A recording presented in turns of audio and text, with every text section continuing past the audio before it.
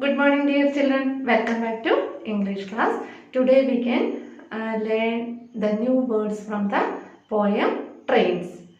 The first word is mountains. Large steep hills are called mountains. The next word passengers. Traveler on a public conveyance. Next word rivers. A large natural stream of water. A large natural stream of water is called rivers. Precious, of great value. Precious means of great value. Next word mail, letters and parcels sent by post. The next word plains, a large area of flat land with few trees are called plains. Dusk, time before night and it is not yet dark, that is dusk. Then dawn, first light of the day is called dawn. First light of the day is called dawn. Dusk's opposite is dawn. Then now we can discuss the questions and answers, that is reading is fun. Where do children take page number 54. First question, where do the trains run?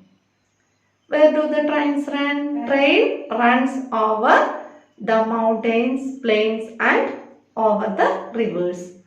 Next one, what are the precious loads that they carry?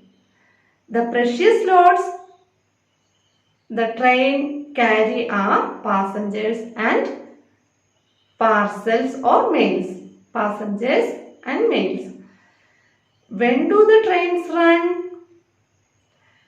The trains run through day and darkness. Fourth question, what is dusk and dawn? Dusk is the time of the day before immediately after sunset. Dusk is the time of the day immediately after the sunset. Dawn is the first light of the day. First light of the day. Then next, talk time.